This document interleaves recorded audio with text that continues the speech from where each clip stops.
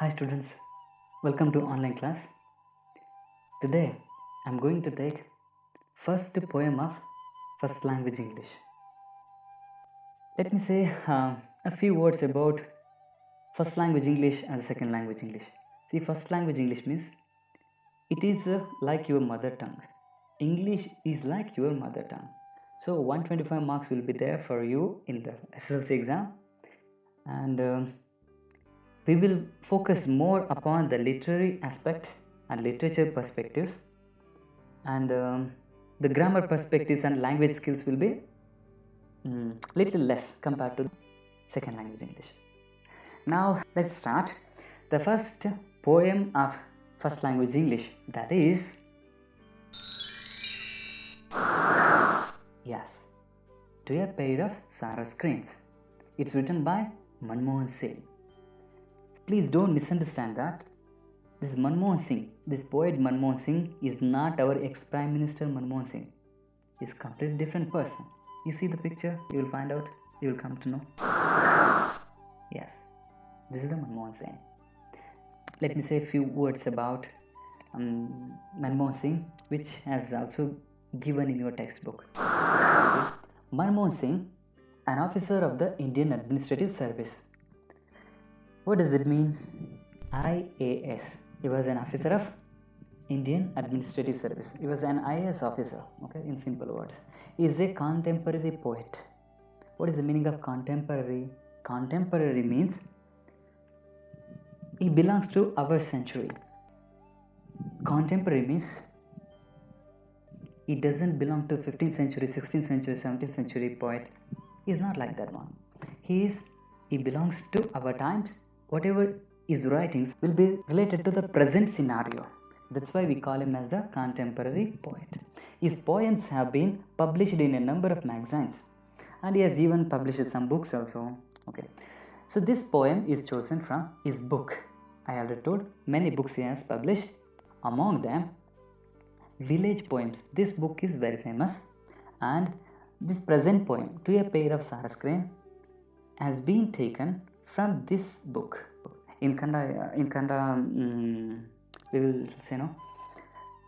ಈ ಪದ್ಯ ಭಾಗವನ್ನು ಅಥವಾ ಈ ಗದ್ಯ ಭಾಗವನ್ನು ಈ ಕವಿಯ ಈ ಪುಸ್ತಕದಿಂದ ಆಯ್ದುಕೊಳ್ಳಲಾಗಿದೆ, ಕವಿಯ ಈ ಪುಸ್ತಕದಿಂದ ತೆಗೆದುಕೊಳ್ಳಲಾಗಿದೆ ಅಂತ ಹೇಳ್ತೀವಲ್ವ, ಹಾಗೆ ಈ ಪೋಯಮ್ನು ಕೂಡ ಮನಮೋಹನ್ ಸಿಂಗ್ ಅವರು ಬರೆದಿರುವಂತಹ ವಿಲೇಜ್ ಪೋಯಮ್ಸ್ ಅನ್ನೋ ಪುಸ್ತಕದಿಂದ ತೆಗೆದುಕೊಂಡಿದ್ದಾರೆ.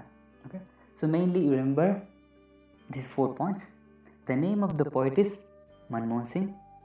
He was an IAS officer and he is a contemporary poet, and this present poem, To a Pair of Sarus Crane, is taken from the book called Village Poems. Okay, this is about the brief introduction about the poet and his life. Let me move on.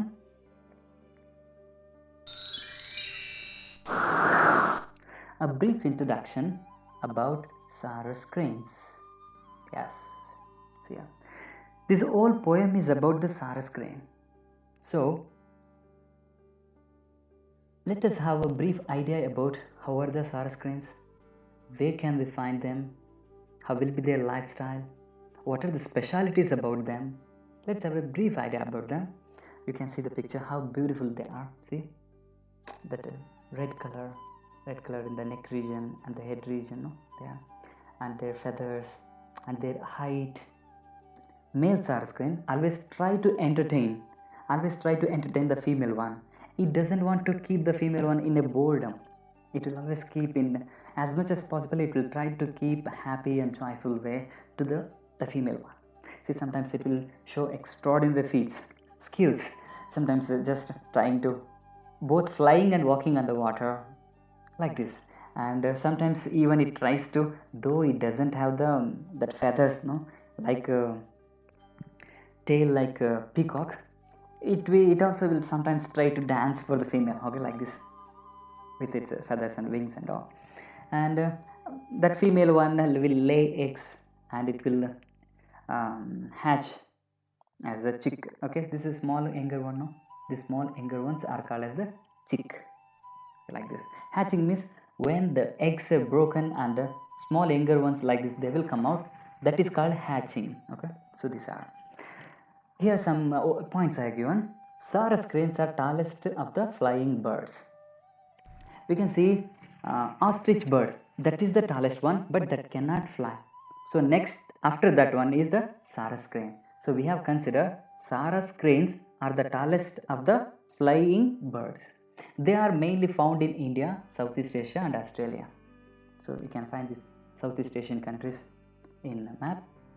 Malaysia, Singapore, Indonesia, all these countries are called Southeast Asia. Australia, you know. Sarus cranes are symbol for matrimonial commitment. So what is the meaning of matrimonial commitment? Imagine that a girl and boy is going to get married. On the day of the marriage, they will promise to one another that they will live together for the life. Whatever the problems may come, whatever the challenges may come to their life, they will live together and they will die together. That kind of promises and that kind of lifestyle is called matrimonial commitment. Okay, let us see.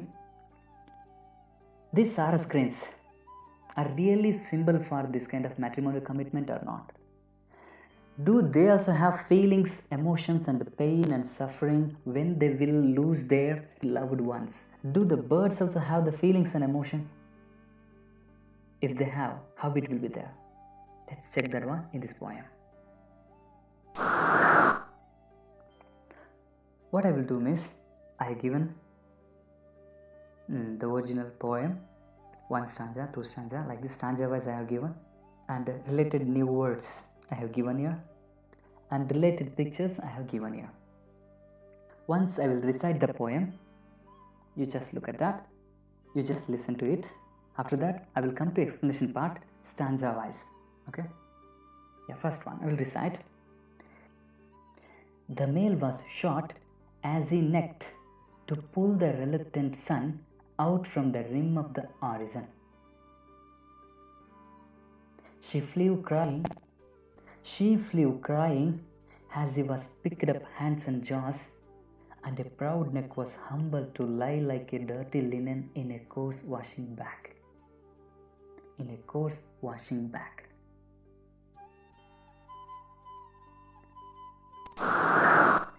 She circled the sky in moments of grace.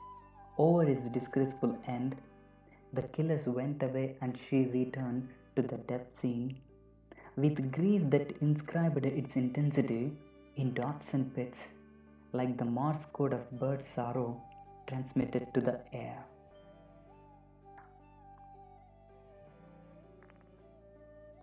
With her beak, she kissed a few feathers. With her beak, she kissed a few feathers, picked the ones that wind had not taken away, and sat to hatch the blood-stained feathers, into a toddling chick.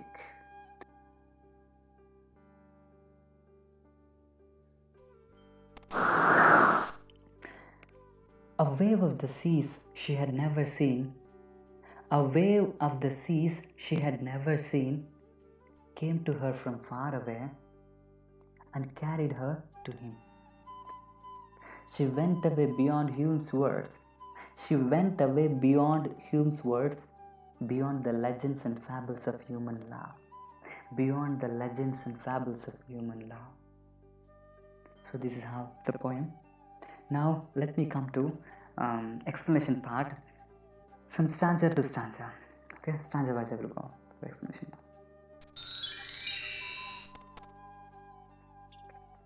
The first stanza, the male was shot as he necked to pull the reluctant sun out from the rim of the horizon.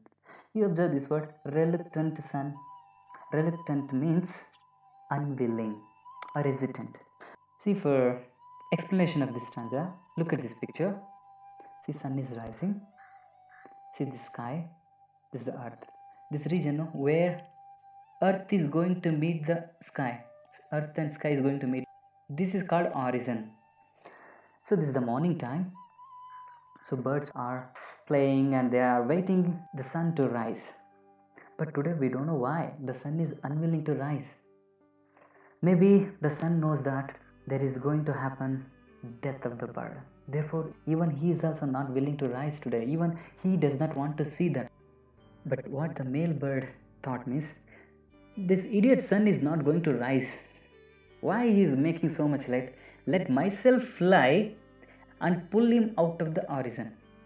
Thinking like that, when the bird flew, that hunter was nearby there, he shot the bird. Yes, this is what they are going to say in the first stanza. You now come here. The male was shot as he necked. He kept out his neck, okay, as he necked to pull the reluctant sun out from the rim of the horizon. I hope that you understood. ನಿಮ್ಗೊಂದು doubt ಬರುತ್ತೆ, sir ಈ ಪಕ್ಷಿಗೆ ಸೂರ್ಯನ ಹೋಗಿ ಎಳ್ಕೊಂಬರೋಕ್ಕಾಗುತ್ತಾ? Doubt ಬರುತ್ತಲ್ಲ. Bird ಕೈಲಿ ಆ ಥರ ಮಾಡಲಿಕ್ಕಾಗಲ್ಲ. ಆದರೆ ಪೊಯೆಟ್ ಆ ಥರ ಹೇಳ್ತಾ ಇದ್ದಾನೆ. ಅದನ್ನೇ ನಾವೇನಂತೀವಿ ಫಿಗರ್ ಆಫ್ ಸ್ಪೀಚ್ ಅಂತ ಹೇಳ್ತೀವಿ. ಒಂದು ಹೇಳೋವಂಥ ರೀತಿನೇ ಒಂದು ವಿಶೇಷವಾಗಿ ಹೇಳೋದು, ಡಿಫ್ರೆಂಟ್ ಸ್ಟೈಲ್ನಲ್ಲಿ ಹೇಳೋದು, ಅದನ್ನ ಫಿಗರ್ ಆಫ್ ಸ್ಪೀಚ್ ಅಂತ ಹೇಳ್ತೀವಿ. ಯಾವ ಫಿಗರ್ ಆಫ್ ಸ್ಪೀಚ್ ಇದು ಅಂತಂದರೆ, ನಿಮಗೆ ಫಿಗರ್ ಆಫ್ ಸ್ಪೀಚ್ ಪಾರ್ಟ್ ಮಾಡುವಾಗ ನೆಕ್ಸ್ಟ್ ಗ್ರಾಮರ್ ಪಾರ್ಟ್ನಲ್ಲಿ ತುಂಬ ಡೀಟೇಲಾಗಿ ಎಕ್ಸ್ಪ್ಲನೇಷನ್ ಕೊಡ್ತೀನಿ. ಇಲ್ಲಿ ನೀವು ಕನ್ನಡದಲ್ಲಿ ಒಂದು ಫಿಗರ್ ಆಫ್ ಸ್ಪೀಚ್ ಕೇಳಿರ್ಬೇಕನ್ಸುತ್ತೆ, ಉತ್ಪ್ರೇಕ್ಷಾ ಅಲಂಕಾರ ಅಂತ. ಉತ್ಪ್ರೇಕ್ಷೆ ಅಂತಂದರೆ ಏನು? ನಾರ್ಮಲಾಗಿ ಸಾಧ್ಯ ಇಲ್ಲ ಅದು, ಆದರೂ ಸಾಧ್ಯ ಅನ್ನೋ ಥರ ಪೊಯೆಟು ಅತಿಯಾಗಿ ಹೇಳ್ತಾನಲ್ಲ, ಅದನ್ನು ಉತ್ಪ್ರೇಕ್ಷೆ ಅಂತೀವಿ. ಅದನ್ನು ನಾವು ಇಂಗ್ಲೀಷಲ್ಲಿ ಹೈಪರ್ ಬೋಲ್ ಅಥವಾ ಎಕ್ಸಾಜರೇಷನ್ ಅಂತ ಕರಿತೀವಿ. ಹಾಗೆ ಒಂದು ಬೆಸ್ಟ್ ಎಕ್ಸಾಂಪಲ್ ಕೊಡ್ತೀನಿ. ಭೀಮನು ಸಿಟ್ಟಿನಿಂದ ಸರೋವರದ ನೀರನ್ನೇ ಕುಡಿದು ಬಿಟ್ಟನು ಅಂತ ಹೇಳ್ತಾರೆ. ಸಾಧ್ಯನಾ ಕುಡಿಲಿಕ್ಕೆ ಸರೋವರದ ನೀರನ್ನೇ? ಮೊದಲು ಒಂದು ಬಿನಿಗೆ ನೀರು ಕುಡಿಯ, ಆಮೇಲೆ ಸರೋವರದ ಕುಡಿವೆ ಅಂತ ಹೇಳ್ತಾರೆ. ಹೌದು ತಾನೆ? ಅದನ್ನು ನಾವೇನಂತೀವಿ? ಉತ್ಪ್ರೇಕ್ಷೆ. ಅತಿ ಆಯಿತು ಮಗ ಅಂತೀವಿ. ಹಾಗೆ ಇಲ್ಲೂ ಅಷ್ಟೇ, ಈ ಬರ್ಡ್ ಹೋಗಿ the bird neck to pull the reluctant sun out, ಇದು ಕೂಡ ಅತಿ ಆಯಿತು ಅನ್ಸುತ್ತೆ ತಾನೆ? That's what in English. If it is in Kannada we will say ಉತ್ಪ್ರೇಕ್ಷಾ ಅಲಂಕಾರ ಅಂತ ಹೇಳ್ತೀವಿ.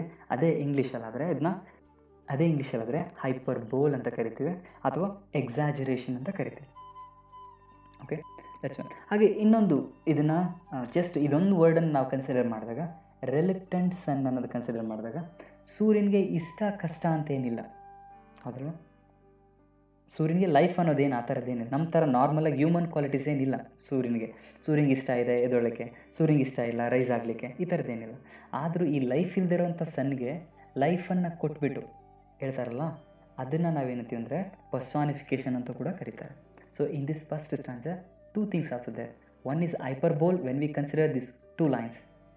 ಈ 2 linesನೂ ಕೂಡ ನಾವು ಕನ್ಸಿಡರ್ ಮಾಡಿದಾಗ ಇದು ಹೈಪರ್ಬೋಲ್ ಆಗುತ್ತೆ, ಎಕ್ಸಾಜರೇಷನ್ ಅಂತ ಕೂಡ ಕರೆಸ್ಕೊಡುತ್ತೆ. ಜಸ್ಟ್ ನಾವು ಇದು 2 wordsನ್ನು ನಾವು ಕನ್ಸಿಡರ್ ಮಾಡಿದಾಗ, ರಿಲಕ್ಟೆಂಟ್ ಸನ್ ಅಂತ ಕನ್ಸಿಡರ್ ಮಾಡಿದಾಗ ಪರ್ಸಾನಿಫಿಕೇಷನ್ ಅಂತ ಕೂಡ ಕರೆಸ್ಕೊಡುತ್ತೆ. Okay, let's move on to the second stanza. She flew crying when the male Sarus crane was shot dead. The female Sarus crane flew crying. Flew means here fly, past tense form of the fly. It flew crying as he was picked up, hands and jaws.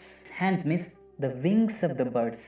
Jaws means that beak of the bird, that neck part and the beak part, no? That head part, that is considered as jaws. So that hunter held the bird by his hands and jaws. He held the bird by its wings and the neck. Okay? He crumpled it and he held it. See the callousness. In this sentence they are saying the callousness of the hunters. Callous means the kindlessness. Suppose when you are looking at a bird, when you are touching a bird, how much gentleness it should be there. How much, if you are touching a flower, how much gentle it will be there. Okay, it is, the callousness is completely opposite of that. The callousness of the hunters is shown here. How much kindness they are, that is shown here. And a proud neck was humbled. See, proud neck. The neck of the Sarus crane, it was really beautiful. That proud neck now humbled to lie like a dirty linen. Dirty linen means dirty cloth. Okay, humbled means it has lost its dignity. When it was alive in a dignified way, it was raising its head. But now, after losing its life, now that the proud neck, it is humbled and lying like a dirty linen. Now it is lying like a waste cloth in a coarse washing bag. Coarse means it's a rough bag. When it was alive, how grand life it was. But now it has lost its life in an undignified way. It is lying in the course washing back. See the condition how it became. Now you go through these two stanzas silently. We can move on to next slide.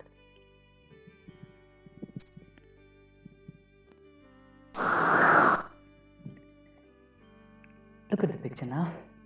See, after that one losing, she circled the sky in moments of grace over his disgraceful end. What does it mean? After when that male Sarus crane was died, when it fell on the ground, the female Sarus crane circling the sky. When a bird will circle the sky means when it is helpless, when it doesn't know what to do, when somebody is going to take away its chicks, or when somebody is going to take away the eggs, no, at the time the birds will circle the sky. They will cry and circle the sky. Now this female crane is doing the same thing. It is circling the sky. It doesn't know what to do. It doesn't know how to save that male partner. In moments of grace over his disgraceful end. Disgraceful end means some people will die, just they will die when they are sleeping. In a peaceful way they will die. Some people will die just like yogi, they will sit and they will die. But some people will die after a lot of pain. It may be because of an accident and their blood will be flowing on the road. That kind of death, because of any diseases, they will facing a lot of pain and they will die. So anything painful death, that is called disgraceful end. Anything with peaceful end, that is called graceful end. Okay, now you can know the male Sarus crane, its life is really disgraceful end. Okay. So now the female crane is circling the sky, thinking if there is any chance of saving the life of the male partner. And next, the killers went away and she returned to the death scene. When the killers took the body of the male Sarus crane and when they went away, this female Sarus crane came to there. With grief means with pain, that inscribed its intensity in dots and pits. That means the pain was written. Inscribed means written. Inscription, inscription, rock inscription, that means written on the rock. Copper inscription, written on the copper plate, all this. So the pain of the Sarus crane, it was written in such an intensity in dots and pits with cryings. The cryings of the bird, that is called dots and pits. Like Morse code of bird sorrow transmitted to the air. Morse code means bird's symbolic language. Birds will cry, that symbolic language, that is called Morse code. The pain and the suffering of the bird transmitted to the air, but it did not reach to the death killers. That's what this poet is going to say in this one. Okay? ಇದರ ನೋವು ಏನಿತ್ತು, ಇದರ grief ಏನಿತ್ತು, ಇದರ ನರಳಾಟ ಏನಿತ್ತು, ಅದೆಲ್ಲ ಈ ಸರೌಂಡಿಂಗಲ್ಲಿರುವಂಥ air understand ಮಾಡ್ಕೊತೈತೆ. ಅದಕ್ಕೆ ಅದರ ನೋವು ಕಾಣ್ತಾ ಐತೆ, ಅದಕ್ಕೆ ಅದರ ನೋವು ತಲುಪಿದೆ. ಆದರೆ ಅದರ ನೋವೇನಿದೆಯೋ ಆ ಕೊಲೆಗಡಕರಿಗೆ ಅದು ತಲುಪಿಲ್ಲ. That's what the poet is going to say in this. Yeah, let's move on to the next slide. See here. After that, with her beak, she kissed a few feathers, picked the ones that wind had not taken away. See, after the hunters went away, few feathers were lying here and there. Some feathers were taken away by the wind, but few feathers were left over here and there. So whichever the left over there, those feathers this bird collected and it kissed them and sat to hatch. Hatch ಅಂದರೆ ಇನ್ಸಿಪಲ್ word in Kannada ಮೊಟ್ಟೆ ಹೊಡೆದು ಮರಿ ಮಾಡುತ್ತಲ್ಲ, ಅದನ್ನು ನಾವು hatching ಅಂತ ಕರಿತೀವಿ. And sat to hatch the blood stained feathers. Blood stained ಅಂದರೆ see look at the feather, ಇದ್ರ ಮೇಲೆ ಬ್ಲಡ್ ಇದೆಯಲ್ವಾ, ಓಕೆ, ಇದನ್ನು ಬ್ಲಡ್ ಸ್ಟೈನ್ಡ್ ಫೆದರ್ ಅಂತೀವಿ. ಈ ಥರ ಯಾವುದ್ಯಾವುದು ರಕ್ತ ಎಲ್ಲ ಮೆತ್ಕೊಂಡಿರುವಂಥ ಫೆದರ್ಸ್ಗಳಿದ್ವೋ, ಸ್ವಲ್ಪ ಸ್ವಲ್ಪ ಅಲ್ಲಲ್ಲಿ ಬಿದ್ದಿದ್ವೋ, ಅದನ್ನೆಲ್ಲ ಕಲೆಕ್ಟ್ ಮಾಡುತ್ತೆ, ಅವುಗಳಿಗೆ ಕಿಸ್ ಮಾಡುತ್ತೆ. ಕಿಸ್ ಮಾಡಿ ಅವನ್ನ ಒಟ್ಟಿಗೆ ಕಲೆಕ್ಟ್ ಮಾಡಿ ಅವುಗಳ ಮೇಲೆ ಕೂತ್ಕೊಳ್ಳುತ್ತೆ. ಏನಕ್ಕಿರ್ಬೋದು,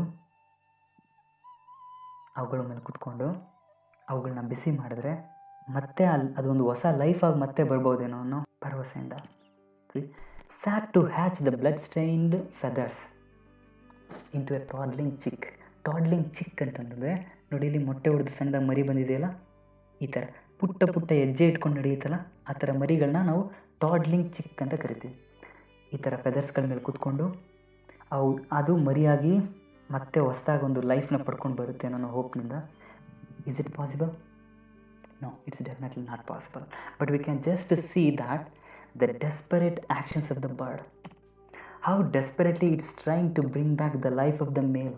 ಇದರ ಪಾರ್ಟ್ನರ್ನ ಮತ್ತೆ ಹೇಗಾದರೂ ಮಾಡಿ ಬದುಕಿಸ್ಕೋಬೇಕು ಅಂತೇಳಿ ಯಾವ್ಯಾವ ರೀತಿ ಪ್ರಯತ್ನ ಮಾಡ್ತಾ ಇದೆ ಅದನ್ನು ಈ ಸ್ಟ್ಯಾಂಜದಲ್ಲಿ ಹೇಳ್ತಾ ಇದ್ದಾರೆ. Okay, that's what. Okay, anyhow, it was not possible. It tried and tried and tried. It sat there days together. It did not eat anything. It was simply starving. It was simply calling out its name. Because of the starvation and all, it had lost its energy. It was simply standing in one place. It had lost its aliveness. It had lost its life itself. In one word, I can say, it had lost its identity. It was feeling that there is no need to live further. The purpose of its life was over, like that it was thinking. So what happened? Let's see that one. In the last stanza, a wave of the seas she had never seen came to her from far away and carried her to him. See, when it was starving and standing always in one place without any movements and all, nearby a sea it was standing, and one day strong wave of the sea came from far away. She had never seen such a wave. We can take this one as a symbolic. Waves are the symbol of the pains here, okay? Like that also we can take. So somewhere from far away a strong wave came. She had never seen such a wave, and that wave took this bird into the ocean once again. It means this bird was died. So in such a way, the wave carried her to him. Where is he now? He is now in another world. In the same way, this female bird also went to the another world. She went away beyond hume's words, beyond the legends and fables of human love. We have listened to so many human love stories. You might have listened. In movies you might have watched, you might have heard, or you might have seen. You might have heard love stories in legends. Legends means ದಂತಕಥೆಗಳು. ತುಂಬ old stories ಇರುತ್ತಲ್ಲ, ಅದನ್ನು ನಾವು legends ಅಂತ ಕರಿತೀವಿ.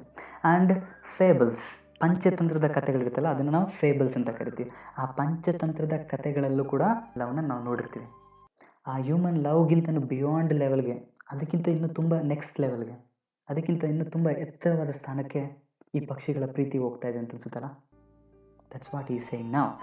She went away beyond Hume's words. So what is the meaning of Hume? Hume ಅಂತಂದ್ರೆ ಇಲ್ಲಿ, he was an ornithologist. Ornithologist means he was a person who was studying about the birds. Birds ಬಗ್ಗೆ study ಅವ್ರನ್ನ ornithologist ಅಂತ ಕರಿತೀವಿ. ಇವನು ಪಕ್ಷಿಗಳ ಬಗ್ಗೆ ತುಂಬ ಸ್ಟಡಿ ಮಾಡಿದ್ದಾನೆ. ಆ ಥರ ಸ್ಟಡಿ ಮಾಡೋ ಟೈಮ್ನಲ್ಲಿ ಅವನು ಕೆಲವೊಂದು ಮಾತುಗಳನ್ನ ಹೇಳಿದ್ದಾನೆ. They certainly pair for life. ಅವರು ಮಂತ್ವರೆಗೆ ಪೇರ್, ಇಯರ್ವರೆಗೆ ಪೇರ್, ಆ ಥರದ್ದಲ್ಲ. They are pair for the life. ಕೆಲವೊಂದು ಬರ್ಡ್ಸನ್ನು ಇವ್ನು ನೋಡಿದ್ದಾನೆ. ಅವು ಪಾರ್ಟ್ನರ್ಗಳನ್ನ ಕಳ್ಕೊಂಡಾಗ ಊಟ ಬಿಡ್ತವೆ, ನರಳಾಡ್ತವೆ, ತುಂಬ ಡೀಪ್ ಪೇಯ್ನಲ್ಲಿರ್ತವೆ. ಈ ಥರದ ಡಿಫ್ರೆಂಟ್ ಬರ್ಡ್ಸ್ಗಳನ್ನೆಲ್ಲ ಅವ್ನು ನೋಡಿದ್ದಾನೆ. ಸೊ ಇದೇ ಥರ ಈ ಹ್ಯೂಮ್ ಯಾವ್ಯಾವ ಥರದ ಪಕ್ಷಿಗಳ ಪ್ರೀತಿ ನೋಡಿದಾನೋ ಅದಕ್ಕಿಂತ ಹೆಚ್ಚಿನದಾಗಿ, ಹಾಗೆ ಲೆಜೆಂಡ್ಸ್ಗಳಲ್ಲಿ, ಫ್ಯಾಬಲ್ಸ್ಗಳಲ್ಲಿ ನಾವು ಯಾವ ರೀತಿ ಹ್ಯೂಮನ್ ಲವ್ನ ನಾವು ನೋಡ್ತೀವೋ ಅದಕ್ಕಿಂತ ಹೆಚ್ಚಾಗಿ ಇವಳ ಪ್ರೀತಿ ಇನ್ನೊಂದು ಉನ್ನತವಾದ ಸ್ಥಾನಕ್ಕೆ ಹೋಗುತ್ತೆ. That's what the poet is saying now. So totally at the end, even the bird also was died, and it went near the place to its partner after the death. So finally, what can we come to know means, the love of the bird was such a level, the pain and the emotion, the feeling was such a painful that she was unable to bear the pain of losing her partner. She was really unable to face that pain. She did not find any way of recovering that pain. So she found her solace after losing her life itself. That's all in this poem. Thank you for listening to this poem.